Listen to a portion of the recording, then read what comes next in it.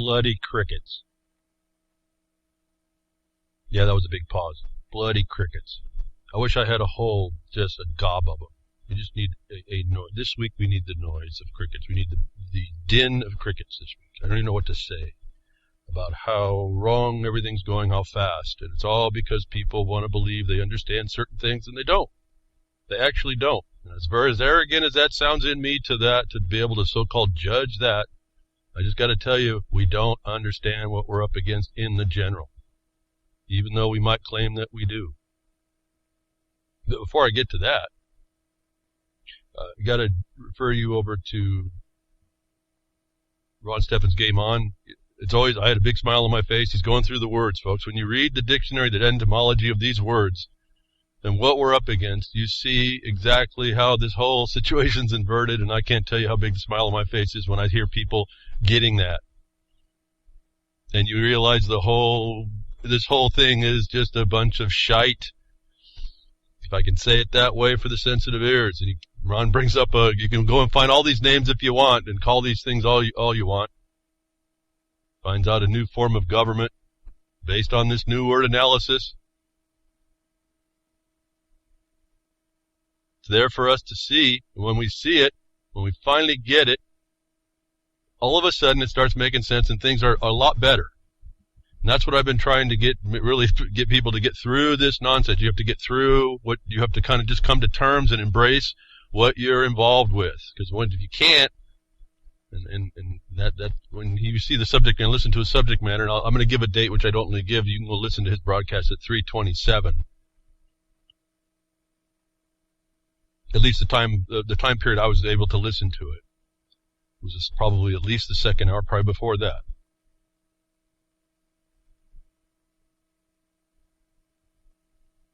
The term that he comes up with is cockatocracy.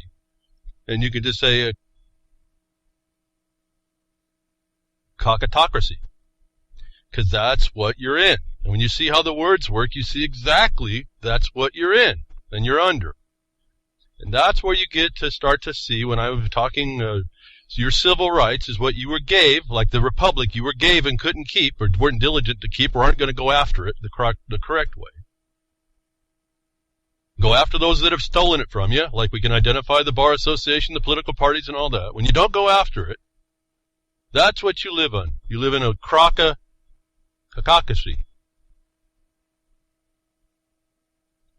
And so, your civil rights are those rights that you were gave, your inalienable rights to pay exactions of every time, to pay extortions of every time if you didn't think you lived in a nasty, stinky world. And so I just appreciate it. I got to just let you know, I just appreciate people coming on to the fact of these things.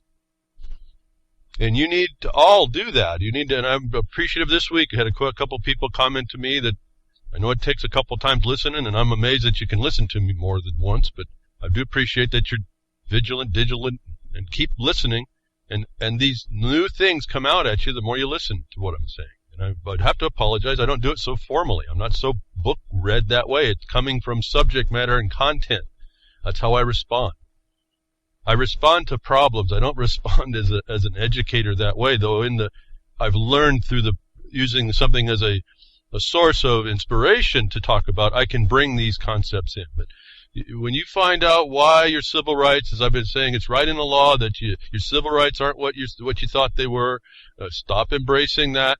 Stop believing that's for you, and you realize what that system has been doing against you, that the reality of what you live in, you can push through it. Then you just say, it's like I've said before, once you realize you're in an open-air prison and you're really dealing with the situation as an inmate, then you might start to appreciate how to really approach what you're doing.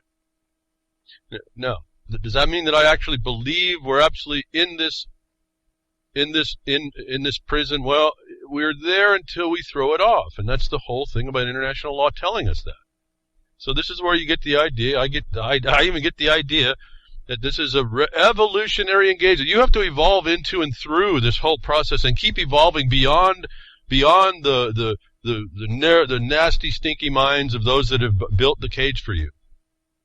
And you can't use a lot of these new age, new philosophical evasions that have been created to try and come up with, well, what we should do and denounce all that was good just because it's a wholesale throwing everything out that appears to not have worked till today. Like I just heard the other day that capitalism is no good, and so they were a communist. And I go, these are all just isms anyway, but, real capital is what producers do. You don't have a financial system. You're dealing with the raw materials of the earth and your labor. That's capital. Now, what they've done is they've adult everything, and they make things as money. They make things as instruments of, like insurance and bonds, as security, not real security. It's all as, and then they control that environment, and they got you to buy in. Really simple. The buy-in is critical to the Agenda 21 thing. You heard William Roberts talk about it before. The public buy-in. That's you. You have to buy into this stuff, and once you buy in, they get you to abandon your law. It's really simple. And so, I appreciate Ron coming through. As you see, even those of us old long in the tooth dogs still can learn stuff. I'm learning stuff all the time. He's learning now that maybe in context what he's already all know. You know this inside your soul that it's wrong, and then these words tell you how. They actually give you the word in your mouth to be able to describe it, and you can redefine your world that is affecting you to the point that you embarrass the other side. He came up with that in his broadcast too. Someone who's going to give me a traffic ticket, I'm going to define it as something else, and it's the truth, and that's how you start to deal with it. I do it a little bit different in that I'm dealing with the oppressor, the occupier, the whoever you want to call them, the one that's violating us in that legal ad system. And I found for myself that it's better to deal in the things that they were written black and white obligated to condemn them in than to try and make it up myself. It's real easy too. That I don't have to make it up. It doesn't become the argument. I keep telling you all the time, don't make the argument. Walk in with the foundational principle, or the law, or the thing. And the thing that we're talking about is showing that even the color of the law that could even meet the demand has not by its application. And that creates the violations and crimes and derelictions of duty that are so easily to point out so quickly. And so I just want to comment to that for those of you that can go over and listen to that thought process. It's get your grown up ears on.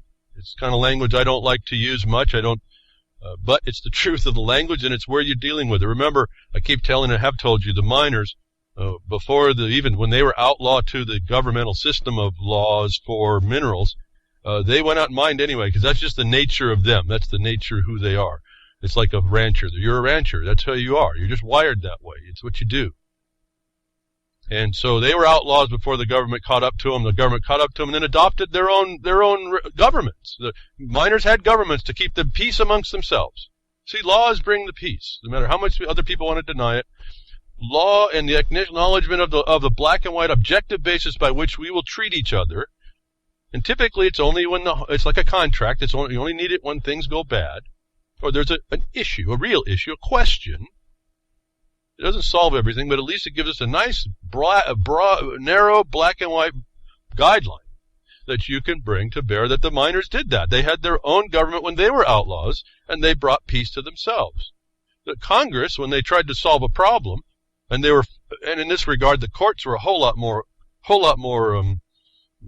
amenable to law, told the Congress that you have forbeared to allow these people to come on the public land and derive their livelihoods from the mineral estate, from the dominant estate. You have given them a title by your forbearance to keep them off.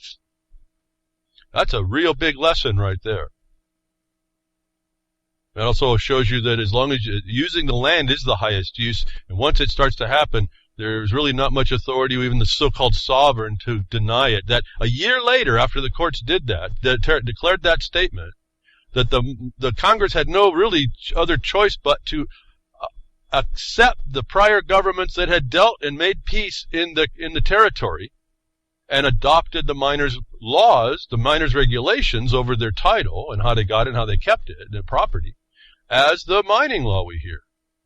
As I told you how that works for the occupying forces, governmental outlaw problem last week. That you hear how we ought to be doing it, and that's a producer class that sits in it's tangible, it's real capital.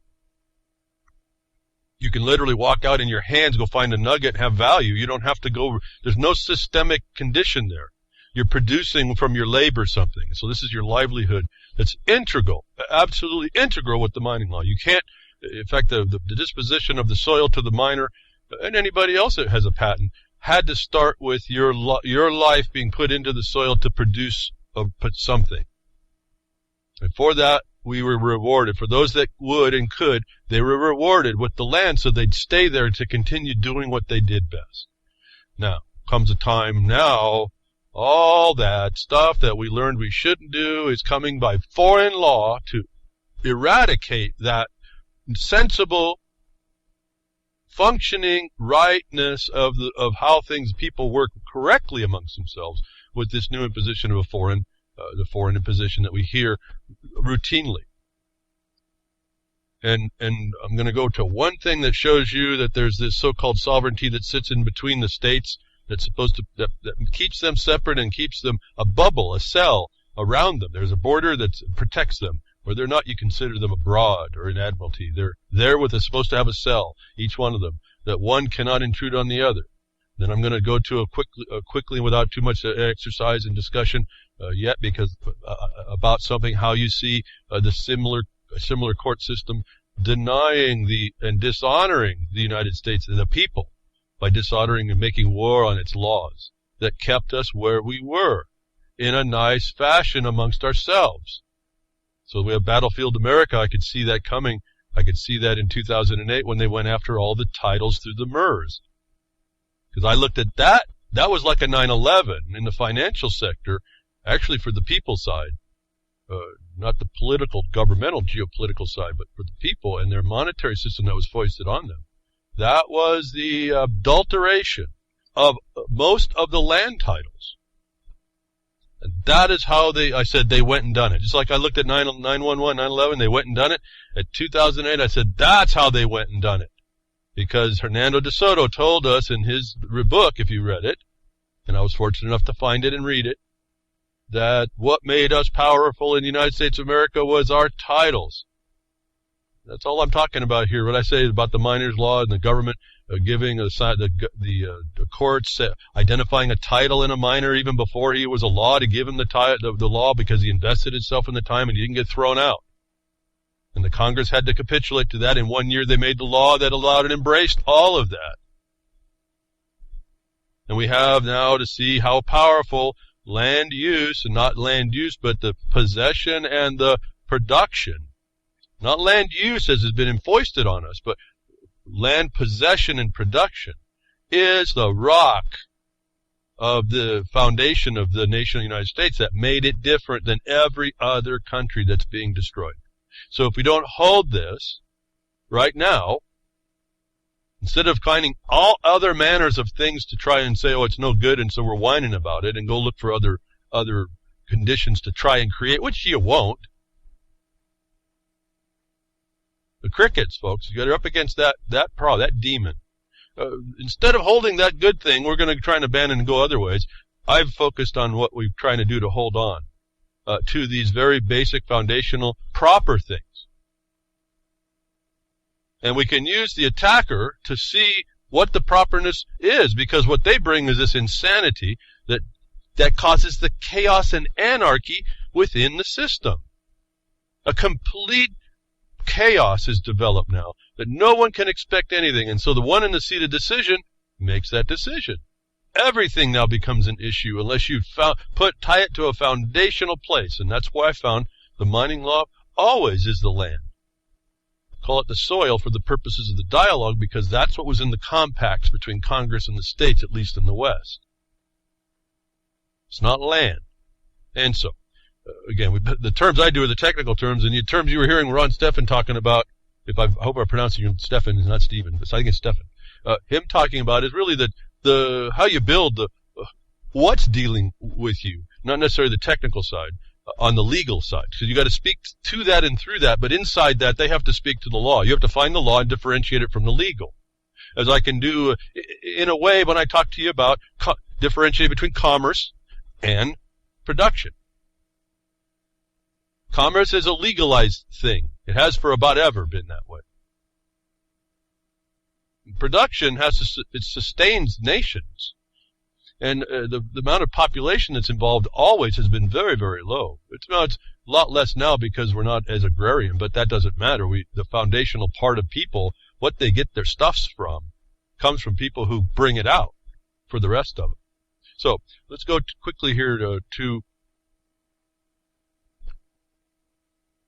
well, so if you find yourself living in a cockatocracy, don't admit it. I mean, you can embrace it. So now you can crawl out of the stinking abyss that I keep telling you it's a stinking abyss. That's what I'm talking to. So, Supreme Court stops Oklahoma suit against Colorado's sovereignty for all you 420 people.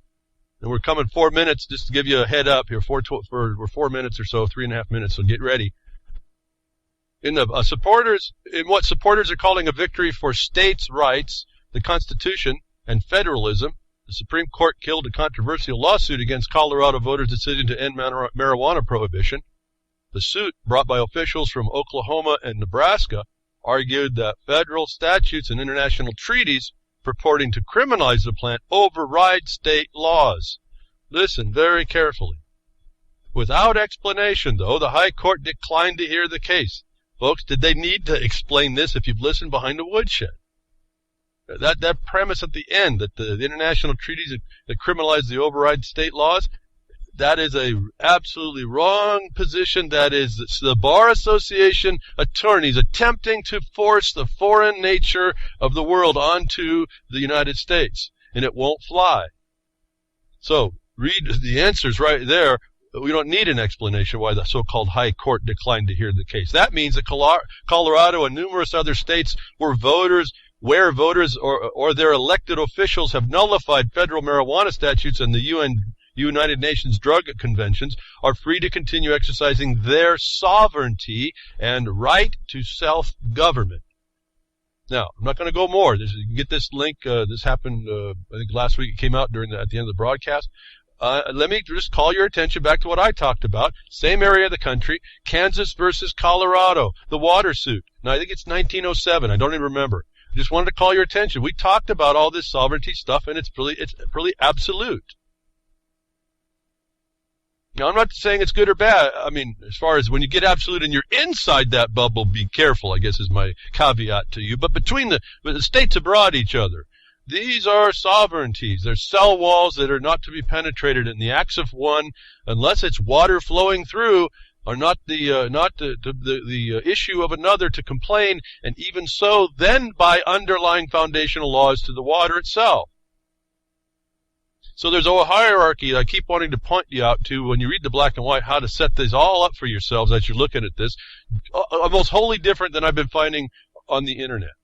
And I was provided for another guy steps up to talk about what he knows and how he can denounce everybody else about how wrong they are, and he talks about all this stuff. And you listen to him, and for those of us that's been doing the research on how this all ties together, well, he can put some truisms in there, but a lot of it's untied. He doesn't. You'll listen very carefully. There's no citation at all. Just his assertion, bald assertion. And if you research the guy out, you'll find out he's actually advancing an agenda, the universal agenda. In fact, the same agenda that Ron was talking about that is confusing gender in a system that's supposed to be gender neutral. If you don't understand how screwed up this is, you can just look at that little conundrum. That there's a lot of bad information on the internet, and almost designedly so to keep us divided amongst ourselves. As I was saying, all these issues just seem to be such a division anymore as I look at it. People don't really have that foundation. They don't really have the foundation that even Ron went through on his 327 broadcast on the morning. Even that basic word foundation. It wasn't even legal words, but it attached to the legal system, didn't it? And that's exactly what's going on. And once you see that, you can go, oh, that's the stinking abyss I'm in. Okay, now at least I know where I'm at, right? And that's important. People I don't think appreciate that. They want to fight this thing. I said, you gotta understand and embrace what exists as a reality. You gotta stop thinking it doesn't exist to try and run away from it. It's not going to work. It's there to hunt you down. And I found out it's not there to hunt you down if you find out that what they're hunting you down on is different than what they were supposed to be going after. So this case, the Supreme Court would not address a case where the internal laws of one nation did not conform with another nation sitting abroad and the Supreme Court would not take that case on where it was within that sovereignty to do so. This should give you all you states' rights people a real scare, because that means that if you're being taken down from the inside in your government by this foreign agenda, that will be your law as well. And remember, they're legalizing this stuff for theft. Taxation is theft kind of thing. This is theft, and it's the criminalizing it at one level and giving you the privilege to go ahead and do it, when it should be not criminal at all. That's most of this stuff. And so again, I had a big smile on my face for Ron, going through this word study, and I can't remember all these word studies I've done that just bring me here. That's why in some regard I just kind of talk. It just comes out. At some point there's an underlying foundation from which I speak, which I don't explain, and maybe that's what's kind of confusing until you listen to what I've said numbers of times, and you start putting it together because you're doing the hard work that you actually need to do. So, here we have the example. I talked about Kansas versus Colorado, right? I talked to you within that Kansas versus Colorado, I think it was 1907 case. You'll see that they state right in there, the system of courts that we have is what keeps us from having to fight each other. In other words, these adversarial court systems are civil courts, like Civil War courts. Another violation to us. Nonetheless, it sits there, and do with it what you will, or not. Be treated by it if you will or not. You have to learn how to address it. But they said if you have a remedy in the country United States, and then I've explained to you in NDAA, I think it was 2014, the Office of President declared under NDAA, we're going extrajudicial. I told you your whole country just collapsed. You now are in a war footing. That's why they declared Battlefield America. But this case is important for all you. Oh, we're way past now. See, 2 minutes past, or 3 minutes past. I hope you all enjoyed. 4:20's past. But here's the case that shows you that these states, how powerful the states' laws are when they don't attach to the land where water might pass through and there might be actually contention. But if you go back to the Kansas-Colorado case decision, you'll get a foundational understanding of how the Supreme Court starts to treat things. A whole lot more lawful than we get at the lower courts, which tells you we're in war at the lower courts. And that gets me into another problem, and I'm not going to get too much into it. For those of you that are minors or interested, and certainly near and dear to my activities for the last 10 years trying to explain it, I told you there was a lawsuit going in to stop the moratorium in Oregon that was provided. It was written and promoted by a bunch of people that I know, don't know what they're doing, with an attorney that hasn't done anything for anybody for a long time, over 10 years, and I told him so that many years ago, that their case, and it certainly didn't handle it like we handled our case, their case for stopping the moratorium was just issued a decision, an order, by a magistrate judge in a United States District Court that summarily threw their case out and agreed with the government that the state governments have the right to put environmental impositions on minors because Congress never talked to that. The judge, the federal United States attorneys who proffered that opinion, gave that to the judge, and the judge found it was very persuasive. This is a magistrate judge in another court. Now let's get to I'm not going to go through it. I don't even have it before me. I'm just going through what I read. I didn't even read the whole thing, folks. I just go to certain things, and when they fail, that's good enough for me. I'll find the rest of it. But it doesn't matter if the insides are perfect if the wrapper's no good. If your authorities are no good on the outside, it doesn't matter what's on the inside. That's what people don't understand about all these USDC court cases. right off the top, they talk about Article 3, but if you look at that decision, you'll see Article 3 is only considered standing. You'll never find anywhere in that court case how the court was competent to establish the United States District Court is competent under Article 3. You're not going to see how the court that is there is competent to hear the subject matter of Article 3, and you certainly are not going to see that a magistrate judge is competent under Article 3 to enter the order. So right off the bat, I found interesting in this order that we're talking about, and I keep talking in the regard of jurisdiction, because if you don't have if it's a color of authority you're looking at that imposes upon your rights, it's a felony right up front. And all these orders have to be self-sufficient. They're prima facie complete. They can't be holes in it. That the fact that there's an omission to state how the court is constituted under Article 3, how the subject matter before that court is Article 3 and subject, and it's also competent to hear, and that the officer looking at it is competent under Article 3, which means he has to be commissioned to do so, and a magistrate judge is not. Magistrate judge is just simply an administrator of certain things. They're judges, but they're not Article 3 competent. That this decision immediately showed me it has no value, and yet it's pushed by these attorneys. These attorneys are trying to push remember, the House resolution that we heard, House delegate resolution of the ABA, which all these attorneys are member, said where appropriate, we're going to shove sustainable development down your throat. Well, they find it appropriate when they misapply the case law, or the facts of the case, and do not apply the law. They do it hidden right in front of your face. But the attorney, we went in fact, before the case was filed, these people that have been wrong on this law, they've been hurting the miners now. This is the microcosm of the miner, is the macrocosm we have in America.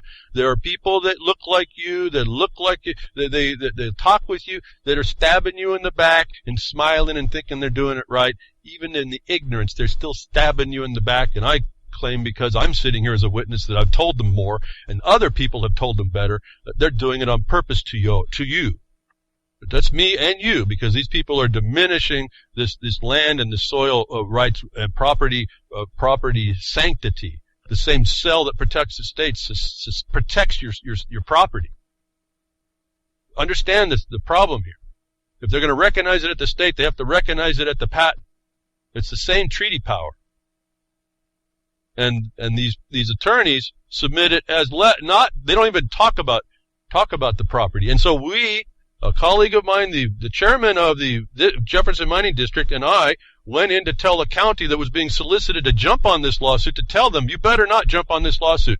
The people that are involved don't understand what they're doing. They don't understand the mining law. And the one that they've hired, the representative, has shown a track record of not doing the right argument and to work to defeat the miners. We were successful in warning off that county. They did not jump on. So we're on record to say we knew before this going in that this case would be determined against the miner. Actually, against the laws of the United States that provide property. You will find nothing in all the paperwork to talk to property. Nothing. You will find the magistrate relying on the United States attorney, who is supposed to be protecting the beneficiary of the trust, that the attorneys are supposed to be asserting, that they assert an unfound and unproven conjecture on a subject matter that the environmental laws would not be even relevant to. That was accepted by another bar member called the judge as relevant and persuasive.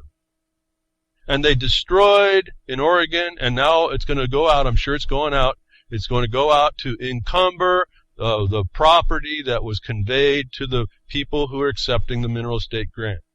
So that's just the cover on that. That's all I'm going to touch. I just wanted you miners out there and you people that signed the petition to know you need to really step up. If you stepped up to that petition at Jefferson Mining District, you're going to think about even protecting property rights. You need to be involved. We're really going fast now into the stinking of it. So frankly, folks, I lost a whole night's sleep, because what this does, it doesn't really affect us somehow, except that now we have more to fight against, because now they'll take this invalid, void order and they'll impose it on everyone else that does know the law. And you say, well, what does you know the law of the lawyer? Well, the lawyers are legal. The lawyers don't have a clue. And we have this proved out all the time. In fact, I was just talking to a colleague of mine. He was in the room working with behind the scenes, as we do, working with the governor on trying to get this thing squared out. He's in a room in a meeting with 6 attorneys. There's 8 people. There's 6 attorneys, and one of them is a financial bean counter. So you got the bank sitting right there in this meeting. The meeting was supposed to be a 30-minute introductory meeting. It ended up going 4 hours as he was explaining how they all don't do it right and where. And I have no reason to believe he's telling me wrong. We can't be lying to each other in order to do what we do. And his report to me was that they all left the room with red faces. They don't understand what they're doing. They don't know the harm that they're doing. They don't know how they're doing it. They think they're doing it right. And yet they know they're doing it wrong. That was the other thing. They know they're bringing in the sustainable development thing. They know, they admitted to that. So when we have evidence behind the scenes that we know what's going on and we can stymie, you can get a stadium full of judges and lawyers, and just a couple of us can destroy their imposition because it's lawless. And that's why I keep telling you, get the black and white in your eyes. That's where they have to meet that they aren't, just shows you that you're living in you're living inside of a bank robbery at least. What remedy do you think you're going to find there more than the one you have to step up and resist? So, for those of you, we have had a very serious defeat, not a defeat, I guess it's a very serious imposition thrown in our way. 99% of the miners are going to agree that they don't have the rights. When you look very carefully at what was said, the proper argument, well, it's not an argument, the proper evidence wasn't brought forward to destroy the argument. And the attorneys in the bar, and the judge, and all the environmental terrorist groups, you know that they're swinging, they're throwing their confetti now this week. They all conspired together to make war on the laws of the United States. And let me explain one more quick thing without going to the decision of the order, just showing how facially valid and invalid it is and void. The equity court in which they pretend sits there was duty-bound to protect the beneficiaries. They couldn't take the opinion of an attorney from the United States government. And when you start seeing this, you can now line item how they made fraud on the court, fraud on the system of justice that we all expect that has somehow got covered over. And when you can start doing that, you start exposing them for the criminals that no one else has done this before. So I guess that's my most important thing. Not to give you the answers about this judgment, because what happens is people listen to me, and then they think they know what they're talking about, and they go do it wrong again. My problem is when I look at this stuff, we're sitting in a system of organized crime. I don't even expect with what I know to prevail. That's the truth of this whole thing. However, I do understand I can make a witness in paper. Very clear and concise. And I can go right up the feeding chain. That's another thing we're doing. And I have to apologize. I hope you're still listening. An emailer a long time ago said they want to help. I have not been able to get back to you. I have just been buried. Literally buried. I'm losing sleep over the other night. How is this decision now going to interfere with everything we've done? Not that it's defeated us. It's that we have to answer to the arrogance that's going to rely on this void judgment. And how do we do that? The very next day, I'm on the horn talking to people that are going to be dealing with it. And I tell you, folks, it just always blows me away. One of our guys was already ahead of it. He's already had a meeting, anticipated all this before. He didn't even know of this order. But it just so happened we were in it, engaged, and timely, and we were able to send the message through another meeting, and anticipated all the errors and failings of this order, so that those lawyers, other group of lawyers, know what we know is what we knew before. Like we knew before this was going to go out bad. Summary judgment, folks. This didn't even get the light of day on the case. All these same supposed miners, all using the same functions. They're also the same ones, for those of you doing the petition, they've all those same guys are now with this OMA Angstrom guy, another incompetent attorney, that the petition on Jefferson Mining District sends a message to the committee of the Natural Resources Committee, telling them, don't touch my property. They are all engaged in that crime. See, I see all these miners now as their own criminals. They're agreeing to subvert the rest of the property for you. And I speak you because anybody who has ever had property deals in patents. You have to. You don't have the property privately if there's not a patent or some state certificate that equals a patent. That's what they're after, folks. They have no right, title, or interest to touch that. That's the felony. Anybody or group of people getting together to purport that is a felony. The environmentalists that were on the lawsuit that intervened, that the judge allowed to intervene on the case for property rights, was a felony, except the attorney who allowed the magistrate judge, this administrative officer over in Article 3 court purportedly, doing Article 3 matters purportedly that can't, that attorney allowed this guy to say, oh yeah, you guys get to come in. Why? He got to say that because the attorney never brought the property that showed that these third-party interlopers didn't have a right to do so, and to do so would have been the felony. Yes, pause. I know I just went through a ton, folks. It's so clear to me, and I'm hoping at some point it's so clear to you how they're doing it to us. It's a crime, and we can call it out. And I found out a long time ago when they collected me up to steal my child services, racketeering, exposing documentary. Yeah, they found me out. They collected me up, put me away in the hole for, their 3-week period.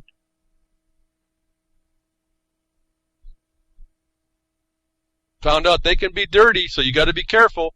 Found out they'll make up all kind of stuff, and it looks like it's real. And you can do nothing about it. You have to protect against this ahead of time. And you're seeing their method over and over and over. And I've been able to develop now as a pattern of racketeering activity. You can't do this sitting behind your keyboard not getting engaged. You can't do this and see this and document this thing and stop it if you're not there. If you're not engaged, and evolutionary engagement, as I keep telling you, you have to evolve through what you're learning and didn't know, and still maintain your position, advance your position actually, still maintain your balance, still keep on them, still keep ahead of them. And you get so far, it's so easy to get so far ahead of them, they can never ever catch up. And what you find out is it's like you went light speed, you ended up in a whole different universe. And then they try to pursue you, and that's where the natural crime happens. And then you just out it. Takes a little bit of work. So the first case here, we have the Supreme Court saying, listen, there's sovereignty and there's bubbles of sovereignty, and they can't mix. You can't take your dislike of someone else's lawmaking capacity and impose your will on another state. For those of you in states' rights, you have to know that you better get inside your government that's been co-opted by these usurpers, and you better learn what we did in 2013, that the Bar Association that controls it all and wrote it all, because the Model Business Corporation Act is also the Bar Association authorship, which we found in their House delegation resolution. Remember, we read it right out of their document. We also know how the parties, both political parties, for you old Trumpsters and cruisers and you burn and Hillary, all the same, folks. That's why it's all the same. If you don't come in and go into your state and identify that and work to throw it out, and then and look very critically at what you really need, and you'll find out it's actually already there. What we don't have is accountability, the kind that I'm trying to bring in the face of everyone being a criminal that's in a seated decision. You're not going to do it. If you think you can wave your little pamphlet, your little booklet, Constitution around and say that's it, and just rail against the fact you don't have rights, or say, oh, screw it, government's no good at all, you're looking at an occupation. You're not looking at what was there really to do what the job it was to do, which was the Declaration of Independence told us we were supposed to see. It's there. So, a little bit too much more. I know I don't have a document yet for you. I don't want to go too much into this thing, more than into this thing, but with the minor, what they say, SB 838 being upheld as an environmental imposition reserved to the states. Wow. Well, I mean, just go look at the basic law, how wrong that is. How wrong that is. The whole purpose for the ceding of the lands to the federal government was that reason right there. But the state wouldn't be able to do that. It's totally blown out because the magistrate can't see Any reason why they won't be put in? Why? That can't see it because he's blind, like justice is blind, but in the wrong way. He violates his fiduciary duty as a judge, an actual judge, to do the law and justice, and then he does not honor as a trustee of the trust and the beneficiaries in the land disposal what Congress actually intended. Instead of takes his buddy bar members, their opinion. And you see the fall. You see the corruption. You're going to watch this cockatocracy roll downhill now into the stinking abyss. And if you're in that stinking abyss and you don't know how to get out the way, you're going to be balled up in it. I guess that's my main problem even talking to you about it right now, because I didn't really want to talk about it. I am getting so tired of putting information out that people misuse and do it on purpose in order to make people think they have the right answer and they're talking the right stuff. And then misusing it to their detriment. It's becoming to the point, and I don't know, I've been thinking about it again. I always go through these low times. I just want to stop talking because I'm being not used for the tool that I could use by most people. I'm being used by a few in order to hurt the rest of you. And I'm just saying that, so folks, if you got any sense of care in you and any sense of independence in you, you can't sit back. You just can't. The answers are so easy to see, and you can point these criminals out so quickly. It should be fun target practice at the carnival.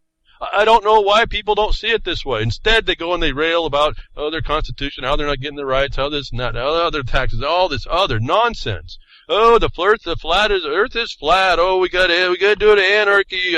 Come on, stop the nonsense. All this stuff is flat earth theory right now. I don't even know where, I just know all that's a psyop. And how do I know that? It's the very thing that made me smile about Ron coming on to what he came on to this morning, which you won't hear this morning is irrelevant to the file listeners later on. But hey, so fascinating, and the answer is right in front of us. And you have to have the eyes to see, you have to have the ears to hear. And the only way I can see to give it to you to know that better than what I can yak here is for you to go get that black and white, just as Ron was even doing a cursory entomology research wherever he got it. I assume it was on the internet. See, I got mine before the internet, so I had to go to the books. I had to go inside. I had to actually go to libraries. Not saying Ron didn't, but I'm saying today his seemed to be interesting information didn't seem to come from a library book. So you find it where you find it, but you got to make sure it's quality, and then you'll see the dots you can connect. That's I guess the other thing is smile, because one word leads to the next. You can't help but see this. It's why I was able to point out Title 42, Section 1981 as being an inversion of what you think. Oh, we got civil rights. Yeah, but those rights mean you get to pay exactions of every time. Those are extortions against you. And then we look at the word, and it's wrongful extortions on top of that, and that's all legal, folks. That's quite fine after the Civil War now. And we find out that law imposed those same things on the freedman, and that was already on the white citizen. Talk about being colorblind. So it's all right there for us to see. I just thinking about Ron going through that. That you're going to find that inversion of logic and the actual fact of what we're living in every word study you go through applied. And actually, I think I understand on UCY, Clint Richardson comes behind him. He goes through a lot of that word study. Now, I would caution everybody doing word studies, when you get into doing this legal thing, you have to then conform to the legal thing for the purposes of discussing the narrow path that they're obliged and have duties to follow. Don't use this fanciful connections. It doesn't matter inside their legal. And don't go over to the fanciful connections that you hear like someone like Jordan Maxwell making. Those are useless to you. Absolutely. They're interesting, but they're useless to you. But word study is all important to orient your mind back to what you're actually looking at. Because what you see anymore and have been and been told and shown and is referenced everywhere may very well be an adulteration which alters your perception, which gives you the wrong focus. The wrong perception make you do the wrong thing. If you don't know you're at the end of a cliff, you don't know that rock that's under your foot really isn't supported and it looks solid and you step on it, I hope you can fly, because the natural law of gravity is going to win out, I think. Well, unless you are just so blessed you can grab onto a tree growing out, a little root growing out, maybe you might save yourself. But natural law is going to affect you there because your misperception of what you thought you were around, what was around you in your environment. So this perception weakness has been exploited and exploited more. And I was fascinated last week about this thing about the real-time expression transfers of facial reenactments on people being one of the tools they can do. And I offered that I didn't know if the technology was up to snuff. And part of that was because on the monitor, on one of the systems I have, the monitor and the graphics were such that I could see artifacts in the faces. And so I said, well, maybe it's not quite up to snuff. Well, I've been able to find another video, a lot better resolution. And I will have to tell you, there are a couple things, and they show you the limit, so you can be looking for the limit, but that's an extreme limit. While you're looking at how they do this, they impose upon your visual perception to affect you. Like Google is loading your results to give you a certain outcome to your mind, and the one that even sees that happening to them will be the worst that will agree in the direction of the information giver. I have a video that'll show you, and I've been looking, not that I have a lot of time to really study, but this technology is very good. And they're doing this technology on regular consumer grade equipment. So I'm going to tell you, no different than the idea of the 9/11 real-time interpositions of certain things going on. The commerce side, the industrial side, has much better capability. And I would like to hear anybody look at this video. You'll get in the Blogcaster after if I post-produce the blogcast. I would ask to have anybody show me where they find a way to identify the face transfer treatment to be identifiable in real time. markonthebeast@yahoo.com. I'm usually pretty good at looking at this stuff, but eyes are getting weak. I got attention deficit disorder because my attention's on something else. I don't multitask really well, so I've got partially my mind's always working on this other stuff, but I would be liking to know how to identify. This is very, very good, folks, and this is consumer grade stuff. I will tell you, I have a funny feeling we're not going to be able to see, as the future rolls, our visual witness is going to be completely adulterated. Yes, after last week's broadcast and bringing this technology to our notice, a friend came in and said, well, do you know that there was a movie back when? And I only know a couple movies. I've never been, because I'm kind of interested. I'm into filming them. I'm into creating them. I don't do that anymore. I like doing that side of it, but I really haven't been a moviegoer. He says, yeah, there's been a movie where they do scans and use scans, and pretty soon then they take all your measurements, a computer looks at you and does all the scans, and pretty soon you're gone. They need to get rid of you, and then they have this whole body virtual image that they use wherever they go. And it was a movie called Looker. So I've got a couple links for that, just kind of neat to see. Way back in 1981, telling you what's coming. Now I got a real time in consumer products, and I'm just going to say, the industrial side, that was one computer, laptop with a regular camera. What do you think they could do with multiple computers, multiple high-resolution type cameras that are programmed to work together? Pretty interesting. So I told you it's going to be a time in your life coming, and I said this before, and I said I think we're here. When they were telling us way back when, decades ago, there's going to be a time when you're not going to be able to trust what you're told and what you see, what you hear. Understand, if they can do that with visual, they absolutely can do it with the audio. And I have a little bit of experience being able to adjust someone's presentation to fit a time slot. When I was doing that kind of stuff in video, there's little techniques that you miss that I could show you. You would think that the guy spoke only for 5 minutes. He actually went on for something like 25 minutes. And I was able to recompress his whole dialogue, and I think I was scrupulous in the fact that I re-edited it, integrated with what his meaning was, but I had to compress the time. I cut out almost 20 minutes worth of his speech. And you didn't know it when I could put any words in his mouth essentially by cutting different sections that they now have technology. All they need is a few seconds of your audio, and they have thousands of hours of mine. So when you start hearing me really talk crazy, consider that. They can take small sections of your speech and fabricate and create, like they can do this imaging, the words that they want you to speak. And then they have somebody who takes your picture, takes another video of you and this new face recognition technology with the audio they now have constructed, and then actually mouths the words inside your face to have you say stuff that you never did before.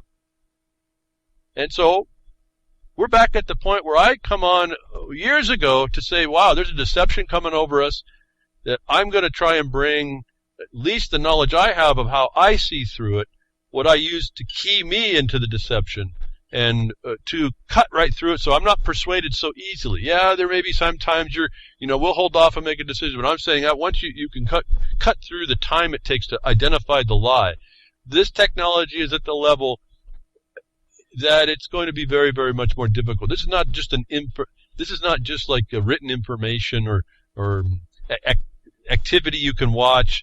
This is the manipulation of those activities to an outcome for whatever purpose, completely outside of your ideas. So not to fear. You have to understand. This is what they can do. Just take a step back on everything you see. So I've always told you, even I don't know that I make many mistakes in what I tell you. Yeah, the words don't form sometimes.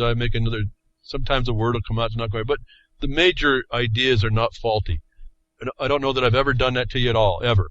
Never been in me to even consider that. Not even to get to the right spot. I don't have that in me either, I don't think. That these things you are going to need are here. You have to get away from thinking, oh, you can see stuff.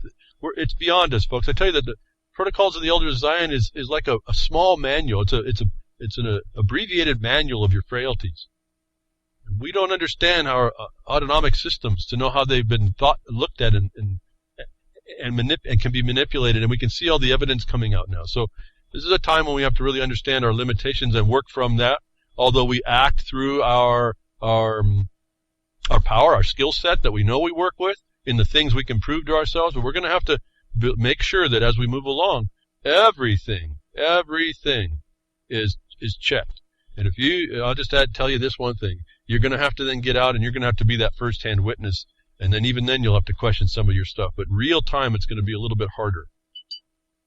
Certainly not when you walk into a bunch of crisis actors and not filled in, unless you kind of recognize some of them have smiles on their face and their legs blown off. But we're coming to a time, folks. You're going to have to really understand that there's movers and shakers in this world that want your mind. They want you to buy into something, and it may not be anything you'd ever do if you were told the truth. These people are masters of advertisement. They figured you out. They figured me. I'm looking at these videos. I can't tell, folks. So Movie was telling us, lookers, I was told that. So you get you can get on the internet and find it yourself. I'm just going to throw some links in there. Just interesting what they were telling us was coming, how much more efficient it is now when it finally breaches the public awareness, and then you can know that behind the scenes, you put more money to this thing, folks, and technology. I don't know what they could do. They could even overcome what they tell you is a limitation, a hand in front of your face. I'm sure that they've figured out they get another camera, a couple cameras and some matrix layers on that, and they could work all that out. It's within my cognition, and I don't even know about the technology more than seeing that it has been done in other places. Different. So this image, this illusion they build for us, we hear about, I don't want to get into the crisis actor stuff and the false flag, because, all that's a big question too. False flags are a little bit different than what we see, these drills that are gone live and then, or actual killing people. But we don't, that's another thing. But in the wake of the Brussels attack, the U.S. quietly admits to their own act of terror that killed 42. So what we think is the government killing you, they finally will, during some other strife, will kind of throw it out there. Yeah, we killed you. And we blamed it on the terror. And I tell you, that's why I know you can look at these things in past. That's why when I finally see it, and I finally am convinced of it myself, I'm convinced that it's absolutely the way that it would be done if it was fabricated. I started calling it the war of terror. So the United States quietly admits to their own act of terror. 42 die. While the world's attention zeroed in on attacks in Brussels, the United States made a stunning admission of the responsibility for an attack of its own last year in Afghanistan, the deadly bombing at the Médecins Sans Frontières, the MSF, or the Doctors Without Borders Hospital in Kunduz. So there we have it. The United States admitting where they deny their attorneys. They deny that they killed anybody. They now admit when there's this bigger issue come up to be able to cover the fact, and they hope that falls under the radar. I want to call your attention to it. United States government, it's not the white knight. I mean, I know a lot of people listening to me know that, but I mean, this is evidence that you use that we need. These are people in the government that supposedly represent you around the world and also reflect back to you locally that are the consciousness that's going through this country that needs to be called out. So we do also one other thing is we remember they blame other. They say in Afghanistan they couldn't blame the Russians. The Russians weren't there. We blame other people. That's false witness. I mean, that's a high crime and misdemeanor. Okay, I mean, this is like stuff you just don't do. Not if you want to agree with, live with people and peacefully. You got to trust, folks. If you don't trust the government, we have a problem. Folks, we have a problem. I've been declaring this forever. The other problem is the United States lies as well. They don't just deny, they lie. Russia denies Syria hospital bombing. When you see that the United States bombed a hospital in Afghanistan, and I'm going to talk about what Doctors Without Borders really is. Remember, anything without borders is the UN governance agenda in your face, making a point that they're important. Remember that. Anything without borders. The Supreme Court said that the states have borders. You can't bust those. So anything without borders is not United States of America. Nonetheless, and I made that question to you before, but Russia denies the Syrian hospital bombing. Well, see, the United States will lie on it. We now see that they admit that they bombed a hospital. The United States bombed a hospital in Afghanistan, and then they blame the one in Syria on Russia when, in fact, we know the United States is the one that bombs hospitals now. When is that admission going to come out? What next real bombing for the purpose of passing of Zio West, pushing the agenda in Brussels, the heart of Europe? Don't miss all these associations, folks. This is going to be coming out at us. This is coming out all over the world. The heart of the world, if you will, the governance and the financial structure is coming out against us. I don't know why. We're going to have to respond to it. There's really not even a question here. It's not an opinion. It's just what the dynamic. It's a natural law in the world. We're not good about. People are not good with each other. Governments put a cover on that to make and justify this war, this warring nature that we are. So Russia on Tuesday denied the claims it bombed a hospital funded by Doctors Without Borders in northern Syria. Well, folks, I mean, they've been pretty clear that they've been pretty accurate about their bombing. Now that we know the United States the United States hides the admission underneath the Brussels attack, why wouldn't we say, wait a minute, revisit this one that happened in Syria? Russia's not known to do that. They're known to be pretty accurate, but we now know someone who isn't and who's intending to hurt these hospitals, whatever the underlying political agenda is. Okay, so here we have it. To put the connections. We've really got to step up and stand up against these insane psychopaths and whatever worse. I mean, just concentrated evil in the government of the United States.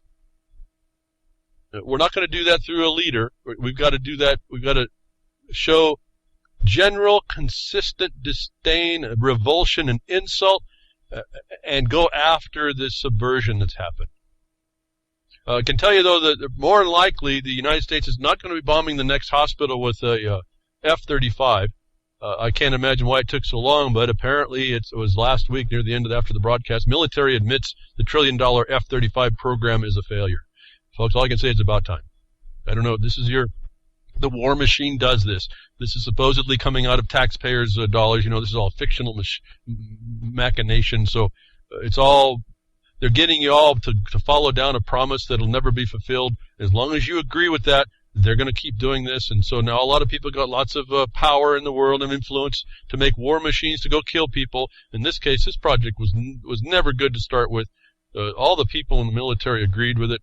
The foundation of the system has never checked it until they finally, after all this money and all this waste, comes out this massive boondoggle is a total bust, the Pentagon admits. About time, that's what I say. But now what, folks? So you see, when you start watching what's going on, the lie of United States government power, military power, is pervasive. When you start seeing what's going on with what Russia's done, while we've been doing these kinds of projects, you better be real concerned about our ability to continue doing the saber rattling that we are, if push comes to shove, against nations like Russia, where they are willing to lose half their population to stop you. Do that with China, folks. I mean, we're talking about this. So the F-35 is, the Pentagon admits they finally wasted too much, enough that the project's gone. This is what they do. This is the lie they tell you. So we can kind of be assured most likely, although I'm sure they've got a couple of running around, the next hospital the United States bombs and denies and blames on whomever, even Russia or whomever, is probably not going to be bombed by an F-35. I think they found out that the F-16 outperformed it as well. So how far back is that? And more lies, more evidence on what's going on the wars that they declare against us, that you don't understand our real declarations of war that should never be, because as long as they exist in these emergencies, they allow to them to operate under these necessities and go extrajudicial. And so we have to start looking, this is not just a war on marijuana, this is a war against people that was fabricated, no different than maybe prohibition to cause something and the people had to stand up and throw it off. This war, Nixon advisor admitted war on drugs invented to crush anti-war and black movements. In 1994, a former Nixon policy advisor admitted the war on drugs was waged not to keep America safe, but to crush dissent. According to John Ehrlichman, who served time in prison for his involvement in Watergate scandal, the drug war was intended to disempower anti-war and black rights movements in the 1970s. I'll stop there. There's a whole political discussion we could have about the fraud of the anti-war movements and the black rights. This was more division. This is all that that they used to throw something else on top. That here's evidence coming out of the mouth of someone who was at the time involved that says that the really, I mean, if we want to, these issues are false flags to get you to move in a direction that they respond to continue the control. Evidence today that they're admitting that this war on drugs is another fraud. Where it adjusts your political views and that constrains your political views, that's what's called terrorism now under the new definition. So if we learn these terms, we can just say, well, wow, what you just admitted there was a treason, literally, but it's this felony that keeps going up that looks like the government, looks like the state. It's just one more organized crime syndicate. So I don't know why I hear more people arguing with each other in the chats or saying they don't know enough. I mean, this right here would tell me I know enough. If I was doing some kind of a thing with drugs and I was into, let's say, the 420 crowd, and I thought that was important, and I was thinking, well, I don't want to legalize this, I want to decriminalize it. Then I'm saying, well, the whole reason why this is even an issue is because the federal government created a lie to create a war that they used to usurp all of our rights. And you focus on that, then that gets rid of the war, doesn't it? When the war goes away, then you get to look around and say, well, then what was the crime? You don't have to legalize it to get me to get a permit, to be illegal, to give the immunity or privilege in order to do something that couldn't be a crime. See, they even get us working against us for the future that they need. They wanted legalization.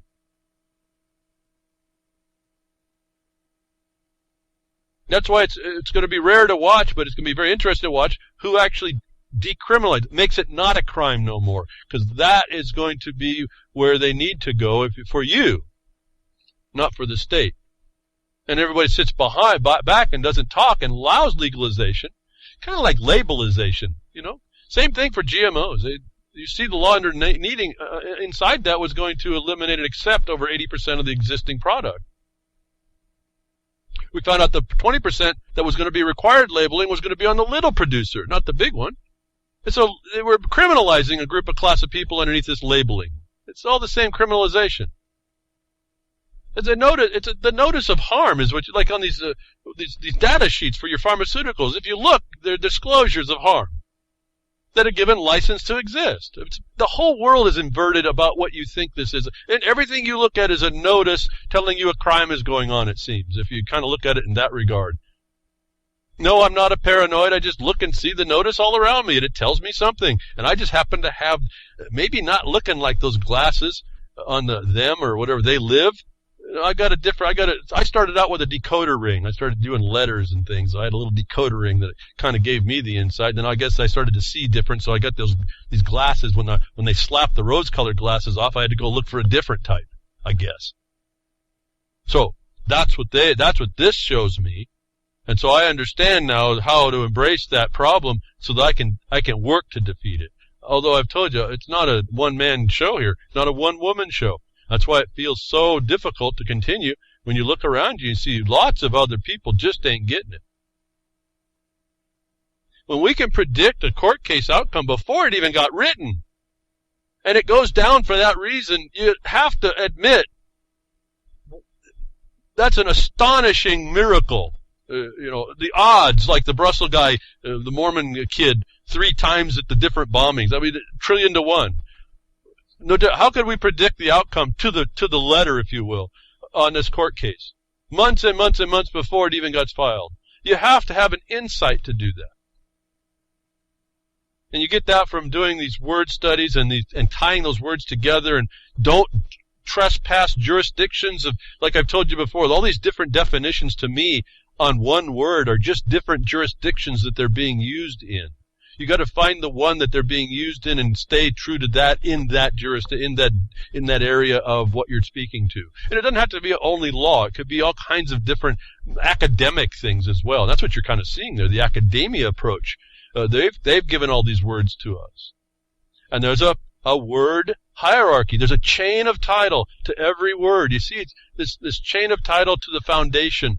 You have to have the chain of evidence to the foundation. When you do, there's nobody that can take that away from you. When you listen to me, someone can take it away from you. You don't do the due diligent work that it takes to see it for yourself. There is no way I can waterboard Ron Steffens at all to remove. Well, he may tell me he's going to remove it, but what I'm doing to him will prove what he's read. I can't wipe that from his mind now, what he sees, how he sees it. His description is his. That's his response to what now he sees. You all do that, will do that. Those of you that talk to me back and tell me what you're doing, I see it. And that's the protection, folks. That's the only thing I can see, is that you are prepared in that way. No other way. There's no silver bullet against the Mongol horde, against the usurping occupier, against those that don't like you in mass. There's no protection against that. They have that in them. You can't stop that. That's why anarchy is. So, it's admitted, we've been watching, I've been trying to touch on this. The war has been a fraud. You kind of know that. All of my listeners here, it's not. But I'm talking about taking that information and using it now. Stop this nonsense. As long as we have these wars declared against us on anything, we're going to be subject to this tyranny, because that's where they justify it. Look at what Russia was able to do to help Syria, embracing the concept of the terror of is us. Completely gave them license to help Syria upon their request. No, that's probably the biggest point. But are completely protected and justified in whatever they do. Whenever the United States talks against it, makes the United States look frivolous, at minimum, if not buffoons, if not criminal. So you find the narrow path that's in a foundational place, and you have some protection. Does that mean that Russia can go back to bed and go to sleep? Absolutely not. There's a war in the world, and it's you against yourself. I don't like it. I certainly would be rather doing something else. I didn't want to lose sleep the other night trying to figure out how does this fraudulent, void decision, how is it going to affect my life? All my focus on doing what I've been doing for over a decade now, focus is going to be undermined to the point of extra action to be able to, it gives me the opportunity to out it, but I now have to concern who's going to take on this as an authority, and then we have to have them argue, or I have to argue and show that it's not valid. See, they come back with this, well, what do you know? You're not an attorney. Do you understand the control structure you live under? If you don't quite get that, you really have to get that. That's the environment. I get that, so my mind's working to figure out, and I've already got some answers. The answers come pretty quick. It's just you got to work it out. You got to toss and turn for a while. You got to reassess the battlefield. That's what it takes. And say, okay, we got this now coming at us. They're going to do it this way. This, that, and the other thing will answer all that. Then we have to do this, and then we have to go here. The answers are coming. But unless you're in that battlefield and understand it very well, you're going to you're going to be talking and yakking, and that's about it. And thinking, I'm nuts. I mean, you just think I have nothing to say to you. I don't know how many people this week have come and said, boy, after really doing this stuff, I can't see it different than what you're saying. And I'm using it so that it works. I mean, this stuff is starting to work. It doesn't work instantly. It's not like taking the magic pill, the happy pill. That's not how this thing works. You're in a war. You take your best shot. You hope you drop somebody. You drop a bomb where it's going to do the most effect. But you do it in this so-called civilized way. They've got you sucked into their civilization. See, you're not outlaw. You've been presumed sucked in. They've sucked you into these jurisdictions that the Supreme Court won't even touch. And so you have to know how to extricate yourself, because you were never actually sucked in. You were sucked. They treated you as you were sucked in. Remember, as law, as money, as this, as that is not is. Is? Clinton did a great statement for us if we pay attention. That depends on what is. I'm telling you to define what is, and your is different than their is, and find the place where they can't trespass, and you've got the answers for you. Subject to their ongoing war against you, which just identifies them, no different than Russia used. It's very brilliant. I don't know if people appreciated what they did there. It's brilliant how they embraced the war of terror despite it's a fraud. And look at the power they got out of that. And yet the United States undermines everything. Just embarrassing. I'm embarrassed for them because they are beyond embarrassment, and everyone believes these people to be the leader. I can't wait for an alien to come. I don't mean coming over the border. I'm talking from Spaceland somewhere, coming in, and where's your leader? Well, it's all these. They got 1 million of them. Take your pick. There's 400 some odd in Congress. There's a couple in this thing that they call the White House. There's all these agencies, all of these people. They're all leaders. They're all no good for it. They're all going in a direction none of us want. They're leading their own band. They're not for us. We go our own way. We go our own way for a foundational purpose. And we don't have to abandon that organized system of inside ourselves that has the right to organize with others in a peaceful way. That's not no rulers.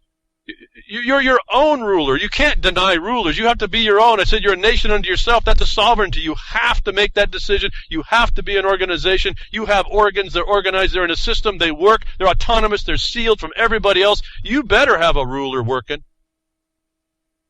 And you make the rules. So you got to have rulers and rules. And then everything else is a fractal outside of that has to then, all these waveforms have to interact, and hopefully in a peaceful way. They have to come in consonance, not dissonance. And what the other side wants, they put out a waveform that you respond to that and make dissonance. It's kind of simple in that regard, too, to see it. So I say embrace them. You're actually putting a resonance around them. You shut that down. It becomes disaffecting in you. Do you embrace it to make it yours? No, you embrace it to be able to control it. But you have to understand it first. We have to understand these people that are in positions of decision. We get it from, like Google. We were talking, this technology knows you better than yourself. That Google can throw stuff in information to sway your mind. And if you know they're swaying your mind, you'll be the worst to be mind swayed. Talk about mind control. That little section was the new mind control. We find Google integrated in all this. Clinton emails reveals Google sought to overthrow of Syria's Assad. What is this virtual corporation even integrating with this stuff? Where'd they get the permission? Why don't you have that, I guess, is another thing. Where are you in all this? They've taken claim. And they're taking action with someone who's going to run for president behind the scenes, and they claimed to do no evil, although I think I understand they dropped even that. That should have been a big deal. Google sought overthrow of Syria's Assad. Who is Google? Who is Google over the people of Syria? Who are these people? They're concentrated evil. Who they associate with tells you a lot. So Google and Clinton are working together. They thought it was a great thing. Great idea, we're going to do tracking. No, that tells you that they've set up, they make apps to track y'all. There's a ton of information inside this. And as I was reporting without the citation, Google executive Schmidt to head the DoD advisory board. The same DoD that brought you a Windows 10.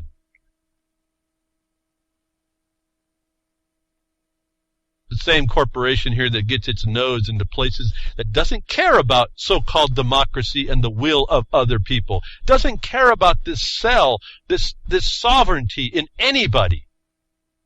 If they'll go after Assad and the people of Syria, how much do you think they think of you? These corporations are the undead. You live in the zombie apocalypse right now, folks. These are the undead. They live in death. They are pieces of paper acknowledging some existence no different than the money system has been fabricated. Some derivative. It's a derivative of someone's mind and creation under legalities that allow it to function. These are zombies, these corporations. They kind of tell you they're people too. Well, the people are zombies too. I call them crickets. You're living the zombie apocalypse and haven't recognized it. The undead. Google is interfering, and the State Department thinks that's a great idea. And that tells you all these people could care less about you. They don't care about the people of Syria. Why do they think about the people of the United States? And what about the people of the United States? Why aren't they stepping up for themselves? Some of you are. I'm just, again, talking in generalities. Let's look at the miners. Why would 90% of the miners go where we have identified it's a cesspool of crime? Why would they go to that for advice? What is in us that allows that? And we do it as a herd. We go right on. We go do it. And what's really sad on top of the fact that you see it happening is they may not understand it this way, but when they agreed to do that, and then they step up like the attorney to say they represent everybody else that hasn't, that's a felony, folks. Oh, these people that want protection, we can't do it ourselves, we're helpless and hopeless, and we don't want to, we can't look at the law over Jefferson Mining District, that might be too much like what we're supposed to do. Instead, let's go to this legal system that's cha-ching, working out ways to keep us sending them money. Oh, you're our savior now because your system says that we aren't protected unless we talk to you. What is that in us that allows that? Sad, but dangerous as heck. But it's felony as well, because any of those people that got together to say that those decisions for their cases and their property can influence everybody else's property, that's a felony, theft by extortion, and a felony coercion on anyone that they didn't have consent entitled to do. The whole states are doing this. And the only way you can see that, you don't have that when you don't have land and property rights that are separate. I just defined for you what you need to do to make it separate. And once you show you're separate, and you've outed what they've done as a scheme and artifice to suck you into that which they could not do otherwise, besides the fraudulent scheme and artifice. Now you've outed them twice. Then you know where you're at. Until you do that, everyone plays this game, I don't want to cross the bar, I don't want to do this, I can't do that, the magic word, I got a special name. Folks, I told you, then it's like the Matrix. What did the Matrix say about the little kid and the spoons flying around? He said the spoons don't exist. Or Bending the Spoon, I think it was. I haven't watched that movie in a long time. The spoon doesn't exist. That's the answer. The name doesn't exist. It's what we call the paperwork I'm writing here. Let's just go through this. Not the paperwork, but a couple of the ideas. Fraud in fact. It's the identity they use to move the scheme and artifice, fraud along, theft by extortion along. The name doesn't exist. I've told you how to prove that. I've showed you how to prove a negative, advisedly, but prove a negative that way. That name doesn't exist. It does exist in legal and as a presumption, but you can throw that out quick. So why are we worried about a name at all? Once the name doesn't exist in their state and they can only deal in the state, why are you having more to say? There is no discussion now. See, it's not as involved as we're told. All that stuff gets you in, what you hear on the internet gets you in so that you think you're doing something. The caveat that I'm talking here to also says, but when you find yourself doing the more correct thing, and you find yourself in the gang, not in it, but amongst it now, how do you think that's going to go for you? Then there's ways to deal with that as well. It's what I call the blizzard. It's a blizzard of paperwork you start sending out to start making the public record, to helpfully make a record before anybody adulterates your condition so that they see what's going on. Because that's about all I can see we get to do as we press the law to enforce. We press the accountability pursuant to law to enforce it, and that shows that when it's not, in its lack of enforcement by the seats of decision, that they're criminals too. There's a lot to do here, but it's something you can do. It's a methodical, evidentiary, facial, public method to counter their hidden criminality that's in your face. It's a hidden criminality that operates under the color of law. That's what legal does. Only I've been able now to see something else to applying more laws. I can now see the name attaches to a tool is the tool they use to get you into money laundering, theft by extortion, obtaining your signatures fraudulently for the purpose of the fact. And it's done after over and over as a pattern. Now I'm talking racketeering. You just lay out the elements, folks, quickly, folks. You don't have to go on and on. It's not constitutional at all. You just admit the Constitution works, all these laws for accountability are there for the reason, and then you just shove them forward. Do I expect that the warden is going to arrest himself? Don't make me laugh. Might there be enough dissension I can put around and maybe outside that prison that might very well make it so they have to at least remove the guy? Well, that's a real good possibility, isn't it? You see that happening all the time. Can it get better? Absolutely. Remember, Kitzhopper doesn't exist in office anymore. Can I prove to you that our lawsuit a year before that did that? No, absolutely not. But he's not there no more. We sued that guy for doing constitutional crime, treasonous stuff, as well as the Bar Association and the parties and some other people. He's not in office now. I don't need to know that I did it or not, or my colleague did it, or the Jefferson Mining District did it or not. We did it. I don't know what. I don't need to know that any part of that worked or didn't work. It happened, folks. We got somebody worse into place. So our work's not over, but we now have the method of attack to stop it, or at least to expose it clearly. If we could just get a lot of people to understand it's not what they think, but it's what's really going on that they have to be watching. So Google, folks, and I really, and I appreciate that sometimes we have to. I've been trying to get run from Google. Well, as soon as they said do no evil, I said, uh-oh, they're making evil. And here we have proof, folks, going on and on and on. We can keep engaging with all these people. We can make them the biggest thing, the most powerful undead there is, and they're going to control the things they can control. They think they're so big and bad, and they are, actually, when you get into the human frailty section where they treat you like a little animal and they appeal to the animal nature. They are a very big and bad entity that believes it can destroy nations, folks. You have that right it's right inside your borders, folks.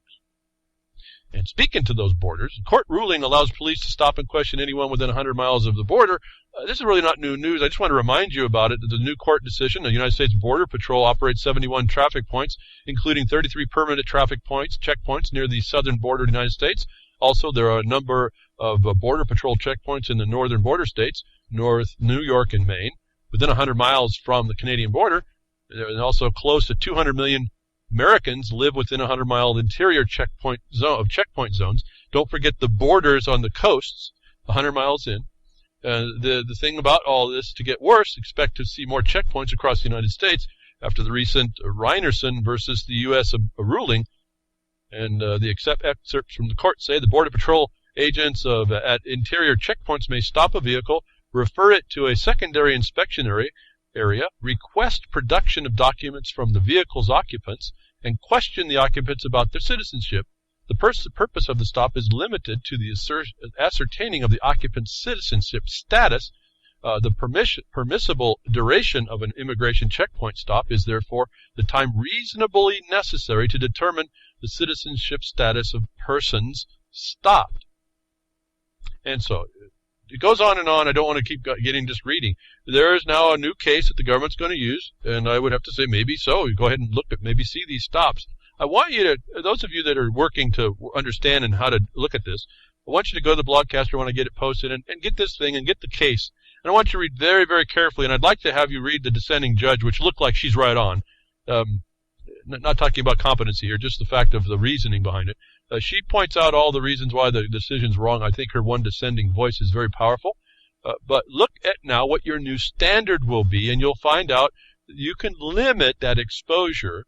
Don't do what this guy did. Fix his problems, and you can limit your exposure to a very narrow window of time. And so you got to understand what the dynamic is, and if you understand the narrow path that they've given you to get through, they have the authority to stop and identify you, but that's it. And when you know that, you should have your little bag of law with you for traveling, not your right to drive, forget all that, for traveling in this occupied nation that has the right to check the borders back to 100 miles, that will look at you and repeatedly as some illegal alien trying to come in. Like all of a sudden they go stupid from agency to agency, or agent to agent. That gives you another clue. Remember, those standard operating procedures can be attacked as well. It's on case-by-case basis. Each one of you can't do it for the rest. One of you can lead and give an example of how the rest can do it, but each one has to do this stuff. So understand you may be stopped on the border, near the borders by these checkpoints. You need to know what's going on there, and you need to read that. I'm not going to go through it. I go through it. You think you know. Well, next thing you know, I'm not going to go by a border. Next thing you find yourself by a border or being stopped by one. What if they're outside the 100 mile? Do you even know enough to say why about that's wrong? What if they bring an actual exigence to be able to stop you? Do you know how to stop that one, or at least limit it? This is the world we live in. So now they have another imposition they're going to put on us. If you don't know what the narrow reading of this is and how to limit it, you will be subject to this, and they will get whatever they want out of you, and they'll make you pay for it. The story of this is pretty astounding. The gentleman was with the Army as well. He had 4 documents, and that wasn't enough. And you'll hear what the dissenting judge says about that and why the thing went. And there was why this went on. This whole case was about the agents, the police down there, the border patrol, claiming immunity. And the court came back and said they were immune.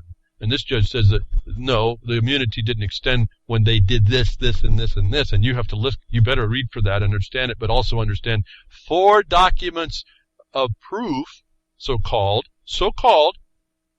weren't enough, folks. So you have to understand what the deal is there to understand how maybe just a voice response will be sufficient. Let me throw out one more quick thing. Have you thought or considered, and this is partly why they want the real ID to go national. This is also why you'll hear something about a passport being asked for as a proof. And he offers that, and it's not good enough. But have you ever thought that where a government doesn't issue a document for the purpose, that you can't produce it, and therefore their request for proof is invalid on its face? And then maybe as you think about that and you read this case, think about the fact and applying why all they can inquire is on 1 or 2 questions, and they have to kind of come quick. See, without getting into too much dialogue, and I just want to get past these points, I wouldn't want to get too embroiled with it. Once they want to embroil me, I want to make sure I'm making my record, that's for sure. And it's in the right way, not what happened. The guy wasn't wrong. It's just that he walked himself into it the wrong way.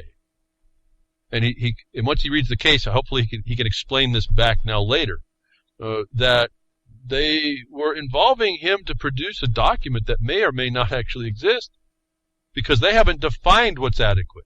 That's another problem.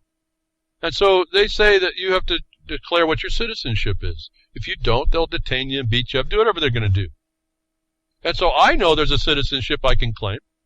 It's not U.S. citizenship. It's citizen of the United States pre-1868. Why? Because I'm a grantee that accepts a grant of land. So I have no problem of saying that I'm a citizen of the United States for the purpose. I'm a grantee of the United States citizen. I'm a grantee citizen of the United States. That's what I would answer. He has really no power beyond that, because the other thing is he's asking me for a document. I said, which one are you going to accept?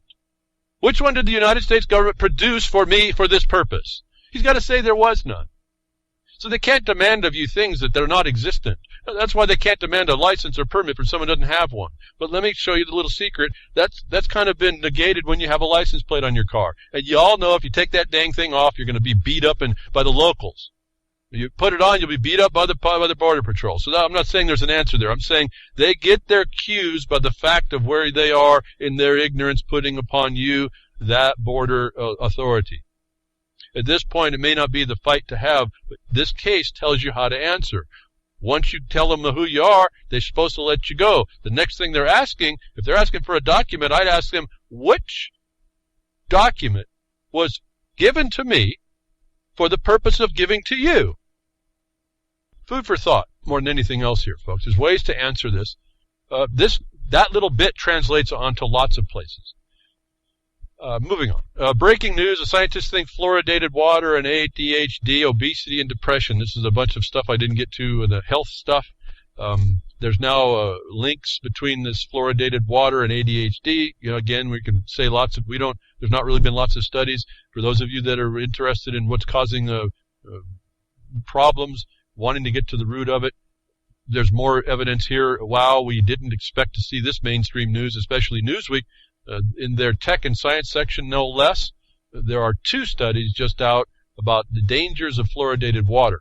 The first published study is at Toronto's York University, which finally shows the strong correlation between fluoridated water and ADHD. And so we have all this psychiatocracy on us that defines these just makes up these arbitrary definitions, and we see autism looking like ADHD and slow child syndrome, whatever the heck you want to call it. I've got no brains in my head. All this stuff just comes up made up, and you see that fluoridated water can respond as an injection from a vaccine. The second is a study at UK's Kent University in a study that shows that fluoridated water can negatively affect the thyroid, causing severe weight gain and depression. Folks, think about the women in this country and just about everywhere that has fluoridated water. Think about it. Forget the fluoridated water. Think about all the women that have weight gain and depression. The psychotropic drugs that are given out for this condition may have just found its cause in the fluoridation of water. This is not just about little kids having development problems. This is how your body responds to these materials.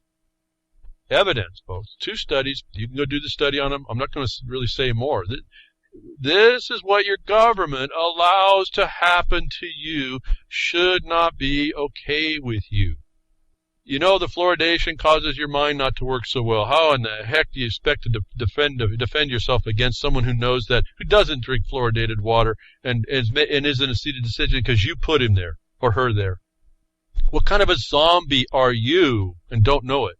You're the undead. You're not functioning in your best ways for your purposes, consistent with the peaceful nature that we would hope we all want to go on. Not guaranteed from the outside world, but certainly maybe between us. How much of a zombie are you that you don't know? That the government knows you're a zombie. They know they have corporations that are the undead. I'm saying you live the zombie apocalypse, and here a government study. They've already studied this before we get there.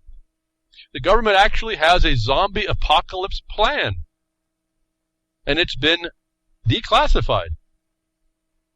How far behind it are we, folks? We're told that we laugh and all these movies come out. The government is so far ahead of this, and they know why they're doing it, because they've been feeding you things like fluoridated water, like vaccines, pharmaceuticals, other chemicals, glyphosate, worse than glyphosate, 1,000 times worse within the proprietary blend that you'll never know about. This is what the government does. And allows, at least, to happen because there's no control. The United States government gives immunity for vaccines. There's a few years ago, the Center for Disease Control launched a zombie preparedness initiative that drew significant attention. The Department of Defense followed suit and developed an entire training course intended for the Joint Operational Planning and Execution System. The complete response plan, called CONPLAN 888, was recently declassified, and it's just as weird and creepy as you might imagine. Folks, I would have never thought about zombies. It doesn't even match any reality in my mind.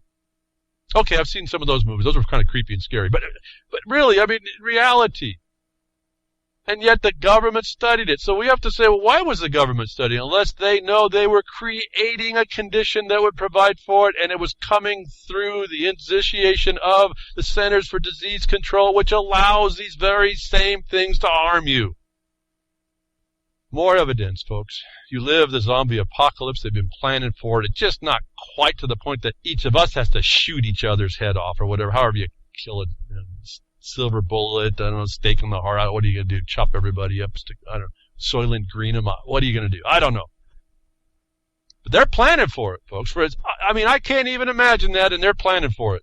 If you didn't think it gets weird. You don't think governments are doing stuff and just not letting us know, and it's all right there for us to know. Am I going to drop everything now because I know they're planning for the zombie apocalypse? No, I've been watching y'all live it. See, the zombies don't really do anything, actually. The zombies that do something are the undead, not the living. Well, there's a few of us that we don't drink fluoridated water. We watch what we eat very clearly, and we understand that even that can be a deception, and we do what we can, and we do the best we can.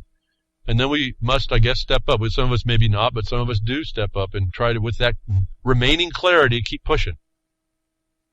Because these vaccines are good. They're, there's big business running around. We're talking here, and weapons running around the country and around nations, and all this weaponry. It's not just in guns and bullets. It's also in these medicinals, and it's also in these.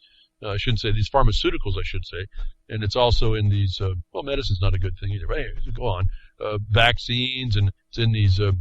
Even the standards that they apply to you. These are all weapons that we find out back into. It's not just the fluoridated water that's making you a zombie or the undead. It's the unlive is what it ends up being for people. It's the undead for a corporation. But see, they're all people too, because the whole condition is understood to be in this fallen state. It's the stinking abyss that Ron Stephan identified for himself very, very accurately. Why I call it the stinking abyss, in part. China, Shandong. Illegal vaccine scandal sparks anger. The illegal vaccine ring involved hundreds of people and affected 24 provinces and cities, local media said. On Monday, news that a boy had died after a vaccination sparked more anger, though officials said there was no link to the Shandong scandal. China has seen several health and safety scandals in recent years. The question is asked in the article, isn't this genocide? Wow, it put a ton in this little article. You just get to see it. This is what's going on behind the scenes in China. That's the one that they found out. And it took a little boy dying to cause the problem. How many little kids are dying that are being denied by the CDC, the zombie planners? How many of them don't die and just get sick? Oh, you get to go to this court over here we'll pay you bucks. We'll pay you more debt. And your life is now sucked up into this harm they've caused that they won't admit to it. The vaccines can be made wrong. They've apparently made wrong. It's been going on until a little kid died, little goat, little kid, little animal. This little boy dies, and that sparks the big deal. How much happens before the tipping point. Should bother you. Government concedes. This is old now. I'm going to bring up some old news. It's all before us. We can kind of ignore it. I'm going to go quickly just to remind you. And thank you to Gary L. for these. He's been popping these up just to show us it's been there. Don't forget about it. Don't go to sleep on this stuff. The proof is all there for us. Government concedes vaccine autism case in federal court. Now what? The story of 2011. We talked about all this. I just want to bring up, when he brought it up, I thought, okay, this may be a good roundup. We see all these vaccines and the fluoridated water, all these things that people have been complaining about that the government denies, and then all of a sudden, silently, these municipalities are stopping the fluoridation of water. Oh, but then we find out they're all lead and toxic waste dumps, these water systems.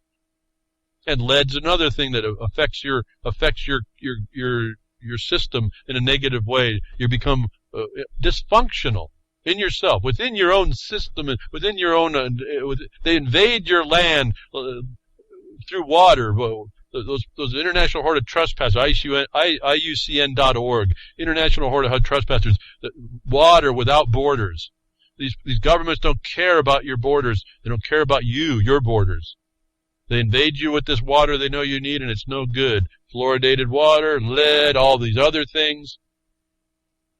Government concedes vaccine autism, so now your vaccines, China has a killing kids. We kind of covered up in the United States, but it was conceded back in 2011. You get the article. The United States concedes vaccine causes autism is the original document. I have the PDF. I went and found the news backstory back in 2008. That's, I think, before I started actually broadcasting, if I remember right. It's always in the news before us. It's not a question, I guess, is the point. So why it continues here 8 years later and is a question instead of a fact in whomever you would approach is kind of astonishing and should give you a little bitty clue of what we are up against as people. Brain damage UK victims of swine flu vaccine get 60 million pounds compensation. Yeah, 1 million apiece. There were 60 claims. They get 1 million apiece to have their lives destroyed by a vaccine.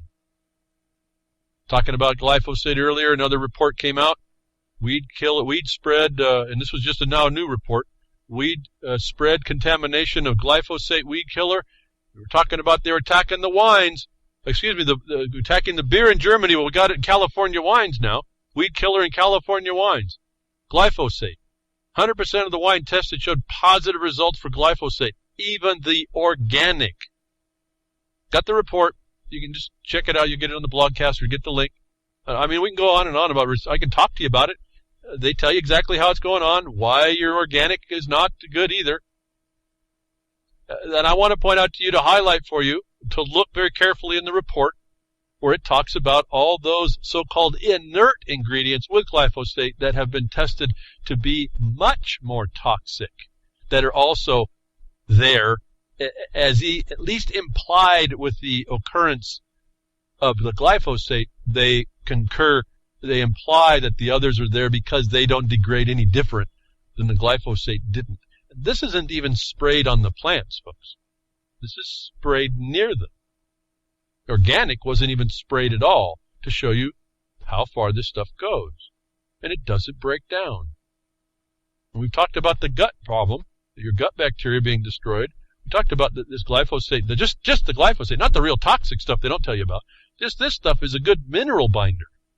So it's going to bind all the minerals your body needs. So if you start getting colds, can't figure out why you're getting colds, well, maybe it's sucking the zinc up. Maybe your magnesium is getting sucked up. You constipated a little bit, folks? Maybe your magnesium is getting up. No, notwithstanding the fluoride you're getting in your mouth. And you probably don't care anyway. You unlive people there, being affected by the undead corporations. It doesn't stop there, folks. I was telling you Fukushima is covering it's being used as the mythical creature scapegoat to cover the fact that your nation is radioactive all over the place. And here we have revealed Army scientists secretly sprayed St. Louis with radioactive particles for years to test chemical warfare. Warfare technology is not new news, is what I reported behind the woodshed. Just want to remind you, for all y'all thinking it's all Fukushima, it's all just current stuff, it's just now being exposed. No, the stories are over years and decades, evidence sitting there that we could be collecting to approach people that are in the seats of decision that continue to make decisions to harm you. That at least I, and those that are with me, can show have a direct connection to a foreign imposition, a foreign way of life, a foreign thought, an alien thought that's not meant for us, and in fact it's made and created in order to essentially destroy us. And in the process of the slow destruction, they are going to profit. They're going to empower themselves to do more harm longer. And what's the longest harm we can do maybe than radiation? And I was telling you back in 212, they were talking about certain things were going on. Where do you think all that goes, folks? All this radiation. All this, we want to blame it on, like, you're not doing something right. You're the fault. No, we don't know what the fault is anymore. I can sure tell you if I've got a whole lot of things interfering with my cell growth or initiation or growth into development, if I've got a bunch of materials that are not being brought to the building site, or information or energy that's coming in to shut the gates of the deliveries I need, I'm not going to build the structure I was thinking I was going to need. That everything in our society that's licensed by government appears to be that harmful thing, stopping our development, stunting our development. You can be okay with it and just do nothing, or else you can find somewhere to step up and quit using the excuse that something I say isn't enough or there's no use. I mean, I'm just looking at a serious, I'll use the word defeat, because in a way it does defeat us in a way that it's not going to be so easy now. We're looking at a serious defeat in land law in this country over an incompetent attorney before an incompetent magistrate judge in an incompetent court making decisions for the rest of y'all. Now, I'm not okay with that, and we're going to do what we can, but we're positioned pretty well. Remember, our lawsuit isn't affected by their lawsuit. For those miners that are listening to me that know about Jefferson Mining District, are part of it, we have our own response to that, and we'll see whether or not there's going to be some more resistance, but we have our answer that's different than their case. Our case wasn't about just SB 38, actually. It was about the fact and the injunction that's default judgment based. They didn't come to answer to their own crime, where they have a system that adulterates these laws. And because the court wasn't apprised intentionally by the attorney that our suit showed that SB 38 was created in a lawless manner, he didn't see it. How convenient. It's the same court we were in, folks. How blind is justice to do injustice? It's pretty amazing. But moving on to how long is the harm that's allowed by government and the lie that they want to blame everything else? You know, like they blame Russia. Oh, we didn't bomb the hospital. Well, you didn't bomb the Bikini Islands either. And I told you when we got the reports from the yellowfin tuna, because they were blaming the bluefin tuna coming from Fukuoka was on the back of the bluefin coming into San Diego. I said, no, the water, that's not even possible that way. It's coming from the yellowfin. Then we got the report that it was from the yellowfin. Here's the story. John Pilger, I really appreciate this guy's insight. I don't know much about him, but he really writes some interesting stuff. I don't get to read too much about it, but I think Gary L., again, posted this. This is a recent article now. A world war has begun. Break the silence. And it speaks right to all this stuff, but it ties it into the politicians that we have today. But it was an insight here that I wanted you to hear. Pretty interesting. Things that we just may not understand or maybe know, but don't know the connections. But I thought was kind of interesting. I have been filming, this is John Pilger, I have been filming in the Marshall Islands, which lie north of Australia, in the middle of the Pacific Ocean. Whenever I tell people where I've been, they ask, where is that? If I offer a clue by referring to bikini, they say, you mean the swimsuit? Few seem aware that the bikini swimsuit was named to celebrate the nuclear explosions that destroyed Bikini Island. 66 nuclear devices were exploded by the United States in the Marshall Islands between 1946 and 1958. The equivalent of 1.6 Hiroshima bombs every day for 12 years. Bikini is silent today, mutated, and contaminated. Palm trees grow in strange grid formation. Nothing moves. There are no birds. The headstones in the old cemetery are alive with radiation. My shoes registered unsafe on a Geiger counter. Standing on the beach, I watched the emerald green of the Pacific fall away into the vast black hole. This was the crater left by the hydrogen bomb they called Bravo. The explosion poisoned people and their environment for hundreds of miles, perhaps forever. On my return journey, I stopped at the Honolulu airport and noticed an American magazine called Women's Health. On the cover was a smiling woman in a bikini swimsuit, and the headline, "You too can have a bikini body." A few days earlier in the Marshall Islands, I had interviewed women who had very different bikini bodies. Each had suffered thyroid cancer and other life-threatening cancers. Unlike the smiling women in the magazines, all of them were impoverished, the victims and guinea pigs of a rapacious superpower that is today more dangerous than ever. I relate this experience as a warning and to interrupt a distraction that has consumed so many of us. The founder of modern propaganda, Edward Bernays, described this phenomenon as, quote, the conscious and intelligent manipulation of the habits and opinions, close quote, of democratic societies. He called it an invisible government. How many people are aware that a world war has begun? At present, it is a war of propaganda, of lies and distraction. But this can change instantaneously with the first mistaken order, the first missile. In 2009, President Obama, the unqualified one in my vernacular, he can call him the president if he wants. He's still unqualified in my eyes. In fact, all of them are seeming pretty much unqualified at all. Let me go back. In 2009, President Obama stood before an adoring crowd in the center of Prague, in the heart of Europe. He pledged himself to make, quote, the world free from nuclear weapons, close quote. People cheered and some cried. A torrent of platitudes flowed from the media. Obama was subsequently awarded the Nobel Peace Prize. Can't even say it without stuttering. He was subsequently awarded the Nobel Peace Prize. It was all fake. He was lying. John Pilger, I like his writings. I can hear his voice. I can hear his cadence when he's writing. He writes just like he speaks, a lot more clearly than I do, I think, at times, with what goes on. But I couldn't, all the things he threw in that. There's more to it. You can read the rest of on the Blogcaster. Get to the link and go there. Absolutely, you see the propaganda, the bikini swimsuit. We bombed the snot out of that place, and there's no snot there. See, there's not even birds. And then the tuna were there, and then we got all the proof. All the proof is before us. When are we going to care enough to do something about it? His comment about what effect the women there have had, it correlates directly to the United States of America and the problems we have here, that are masked over and over, not just by radiation, but by fluoridation, by pharmaceuticals, by vaccines, all this stuff. We don't know where the top end of this thing is.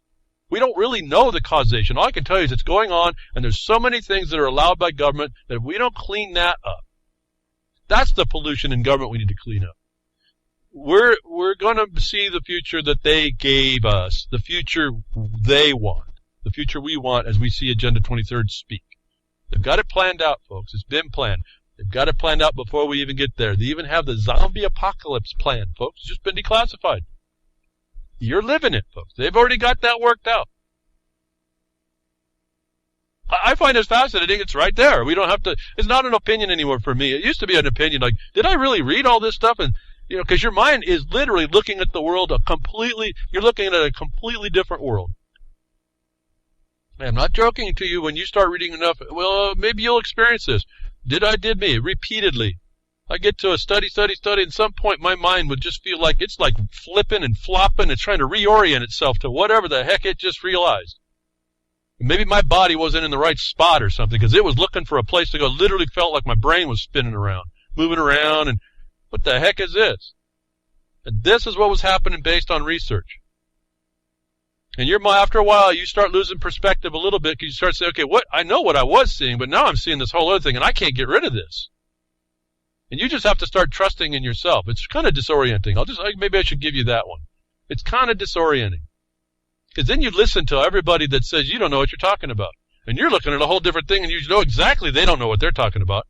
Talk about being asleep or not awake or not aware, as really not aware. Completely oblivious, living the bliss. I think they're living their bliss. So keep living your bliss.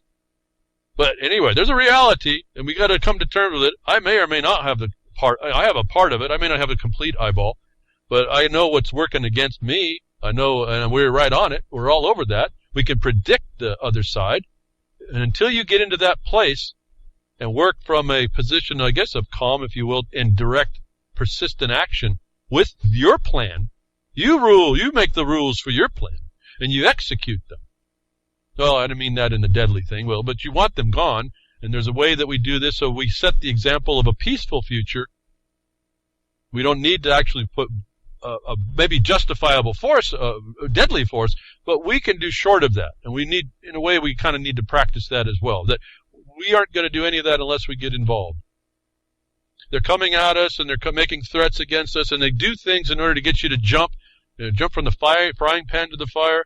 They told you about your beer now in Germany. It's probably everywhere. Now your wine's no good, so stop whining, folks. You got glyphosate in your wine, so just stop whining. How's that? Just get to work. Now, Brexit, just get the British exit out of the EU financial structure. The threats come on those people. They're going to threaten your booze. Brexit could batter Britain's booze trade. These people are not bashful to attack you. They know what you need, you boozers, and they're going to attack it.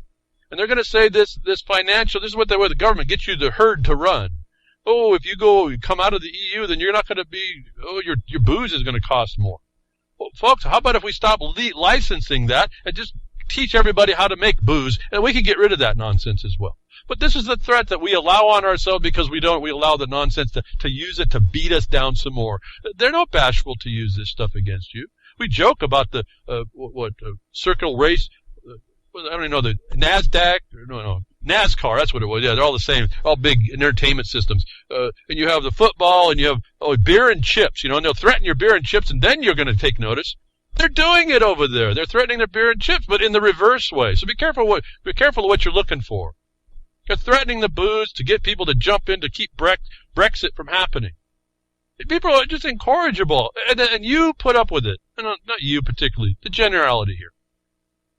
And we were talking about they dumb you down and dumb you down and dumb you down until everybody looks the same age. And I was telling you they're dropping the age of capacity. Here was a story. I'm finally going to get to it months and months later. Can a 3-year-old represent herself in immigration court? The judge thinks so. I don't have time to go through the story. A senior Justice Department official is arguing that 3- and 4-year-olds can learn immigration law well enough to represent themselves in court, staking out an unconventional position in growing debate over whether immigrant children facing deportation are entitled to taxpayer-funded attorneys is the problem of reducing your mind to the incapacity of a minor. They now elevate the minor to have capacity. And you're incapable, but this is the legal system. They're also taking and saying if you have capacity, then that 4-year-old is subject to adult control of all kinds. And I talked about earlier my documentary about child's welfare, and I've told you behind the scenes it's all a big organized criminal syndicate for child services, not the ones they're providing, but the ones the children are giving. This is where it's going, folks. This is the legal system. Broaching the idea that a 3-year-old can have enough awareness to enter into the legal system. That's what you're entering into. You are a 3- and 4-year-old. If you're that much. This was a very fascinating story, but this is the lunacy behind this. You can allow it to happen. They're utilizing this against you. They're setting the standard in order to come against you and take away all capacity in you. Thank you for tuning in today. Again, donate where you can. MarkOnTheBeachHour.com for content or any information or suggestions, all that. RealLibertyMedia.com. We got the FN Network. It's over there, FN, Freedom's Network to join up with. And then that's the new social network. I didn't talk about WT. scallywags and that. Let's not worry about it. Let's get over there to Freedom Network. You can sign up. UCY.tv. And Jules, thank you very much. And we'll, again, the terrestrial broadcasters, I appreciate all the broadcast time. We'll talk to you next week.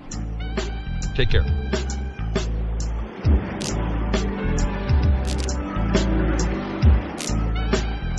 Well, that's another lesson. I hope with today's information you can take it to those that misbehave. From behind the woodshed, leaving his mark on the beast, this is Hal Anthony. Till next time, journey with purpose.